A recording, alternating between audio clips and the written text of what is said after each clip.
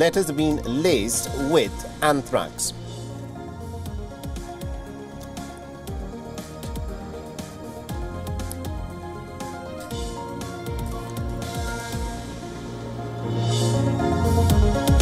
The ceiling lights swing, schools were evacuated as the Chinese cities feel the tremors of the most powerful earthquake to have hit Taiwan in over 25 years.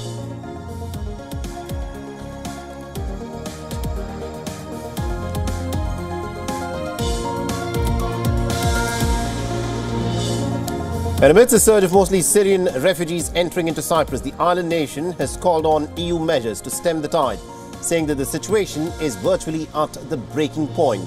More than 600 refugees reached Cyprus on boats in the last week, via Lebanon, spurred by milder weather.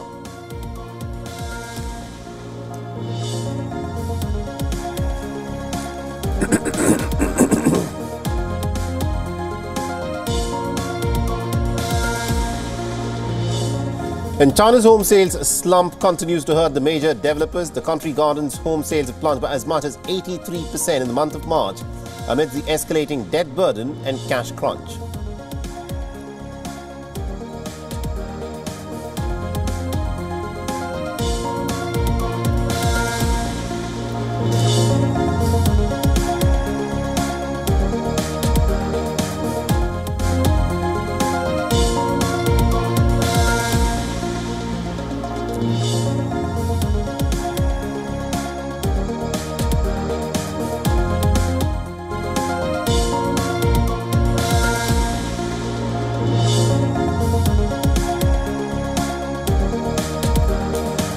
The top seed Jessica Pegula survives a tough test from Amanda Anisimova in the second round of the Charleston Open. Danielle Collins sets up a showdown with the defending champion on Japan.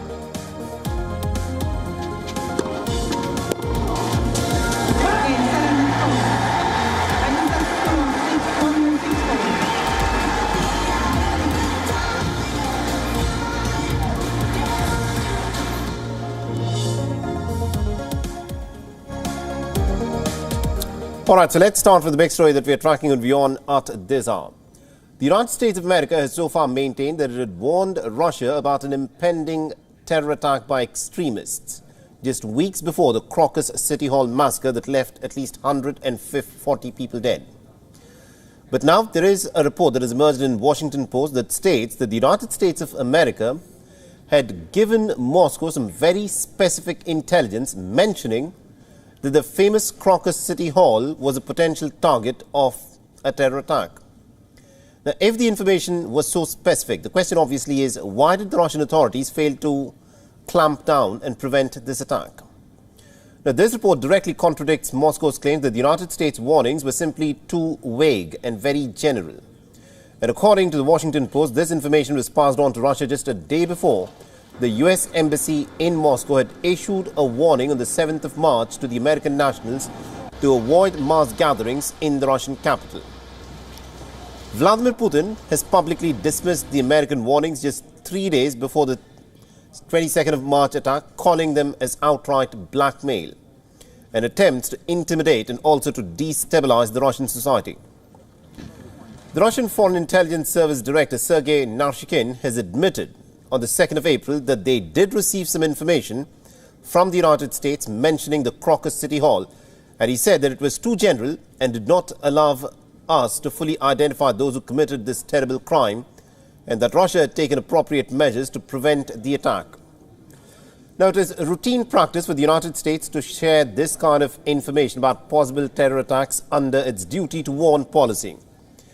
It's also unusual for the United States to give this kind of an intelligence to an adversary nation, as it risks revealing how the United States may have obtained the intelligence. The Russian authorities soon managed to apprehend the Crocus City Hall attack suspects in Bryansk, claiming that they were en route to Ukraine. And they've also said that it was Kiev that had hired the operatives, allegations that the United States and the Ukrainian officials have rejected. The President Vladimir Putin said on Tuesday that Russia will find out as to who is behind last month's attack. Meanwhile, Russia is seeing a significant jump in the number of people who are signing up contracts to join the armed forces since last month's deadly Crocus City Hall terror attack. Russia's defense ministry has said that more than 100,000 people have now signed contracts with the military, that is the Russian military, since the beginning of this year, including about 16,000 in just the last 10 days. Now is the time to act, to go and sign up for a contract to defend the motherland. Otherwise, it is going to come here. All right, now to give us more perspective in terms of this entire controversy, we're being joined by Dr. Sergei Markov, who's a former spokesperson for the Russian President Vladimir Putin, and he's joining us live from Moscow. Now, Dr. Markov, thank you very much indeed, sir, for joining us here on WION. The question that everyone obviously is looking an answer for is, because the American intelligence services, they claim, because this is according to a report that has appeared in the Washington Post, that on the 6th of March, there was a very specific intelligence that was given by the Americans to the Russian intelligence units that there could be an attack on the Crocus City Hall on the outskirts of Moscow. Did Russia disregard this intel input? First of all, Russia doesn't trust to the American intelligence service because, first of all, they're enemies of Russia. And secondly, because they support clear terroristic regime in Ukraine, which organized already dozens of terrorist attacks on the Russian territory.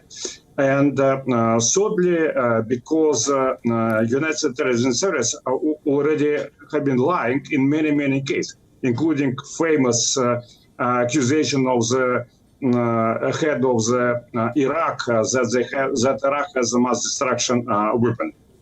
So no trust, first. Secondly, when a United States Embassy on the March 7th told that there are some probability of the organizing terrorist attack in the Russian, specifically in Moscow, concert halls and in another big meetings, immediately Russian security increased measures of security control.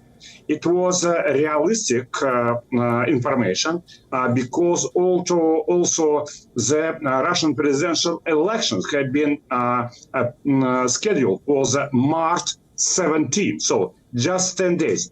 According to our general vision in public, this terrorist attack has been organized and should happen on the March 9th, exactly in Crocus City Hall, where famous patriotically oriented Russian singer with a nickname Shaman, who is also public spokesman for Vladimir Putin during this presidential campaign, give concert.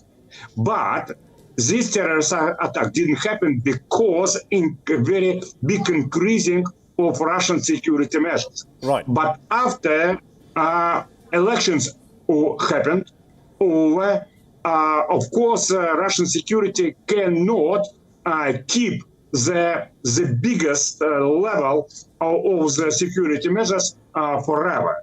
So after the elections, these measures have been decreased. And terrorists used this new situation and organize such terrorist attack. Dr. Markov, if I can just interject there. You're admitting that, yes, you did get this intelligence, and you also say that because the Russian elections were slated on the 17th of March, therefore security was upped until the 17th of March. But this terror attack happened on the 22nd of March, so post the elections. Probably the Russian forces decided to reduce their level of alertness, and 5 days after the Russian elections, this terror attack happened. Is that what the sequence of these events is?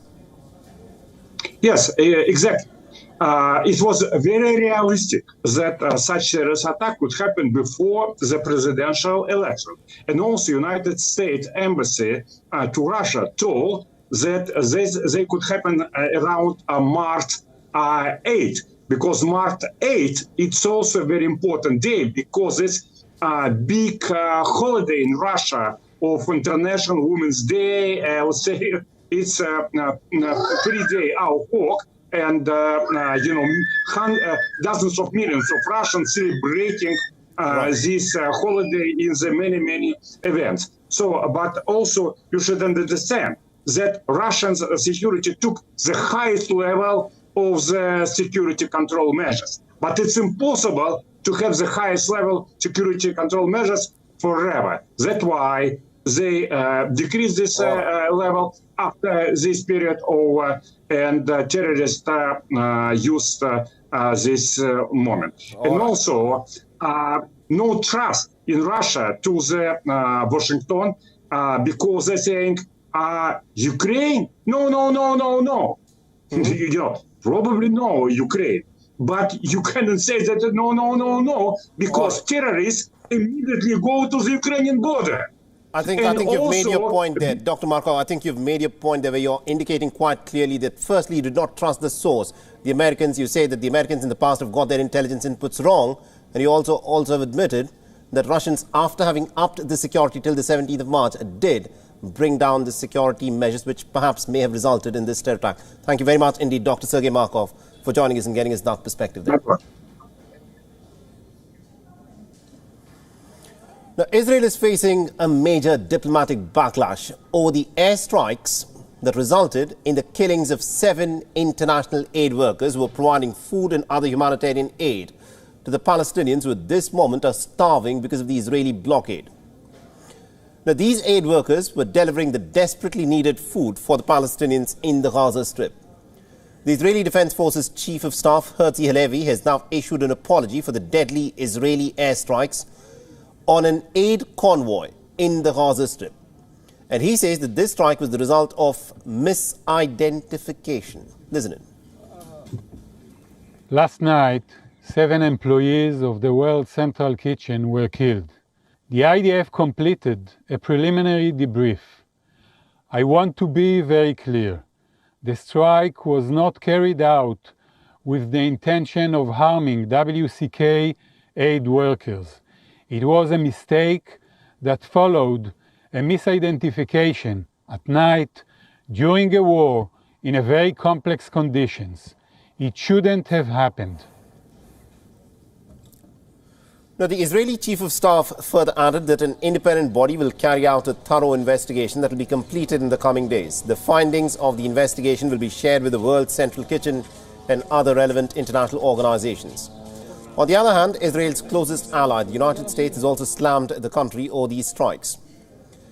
Now, according to the White House, the US President Joe Biden is outraged, and he also says that he's heartbroken by the Israeli air bombing of this convoy that was on its way to provide humanitarian aid to the Palestinians. He's again calling on the Israelis to do more to protect the aid workers. Learn of an IDF strike that killed a number of civilian humanitarian workers yesterday from the World Central Kitchen, which has been relentless in working to get food to those who are hungry in Gaza and, quite frankly, around the world. We send our deepest condolences to their families and loved ones. Now, the American president has also pointed out the difficulties which are being faced by the aid workers in the Gaza Strip. He said that the conflict has been one of the worst in terms of how many aid workers have been targeted very specifically and have been killed in this conflict by Israel. In a statement, Biden has said that the major reason as to why distributing humanitarian aid in the Gaza Strip has been so difficult is because Israel has not done enough to protect aid workers who are trying to deliver the desperately needed help to the Palestinians who at this moment are starving because of the Israeli blockade. Now, following the airstrikes, the United Arab Emirates has also paused its humanitarian aid efforts through a maritime corridor from Cyprus to Gaza. Now, according to reports, the United Arab Emirates is awaiting further safety guarantees from the State of Israel and a full investigation into the deaths of the aid workers in the Gaza Strip, and more security guarantees at this moment are still not forthcoming from Israel.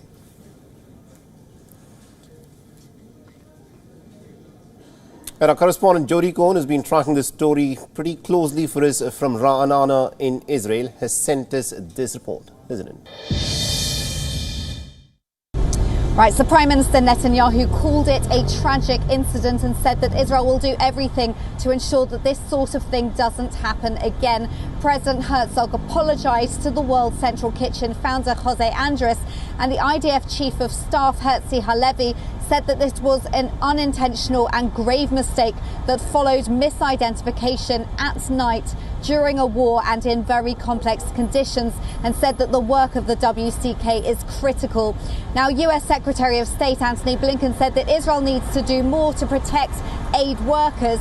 Halevi said that there's an independent investigation that's taking place and that will report in the coming days, and said that the IDF will implement the findings immediately, and that the IDF has established a new humanitarian command centre to improve aid coordination and protection for aid workers. In the United Kingdom, the support for the ruling Conservatives is dwindling ahead of the forthcoming general elections that are slated most likely to happen this year. Now, every poll suggests that Rishi Sunak's led party is facing a huge defeat if the elections are held.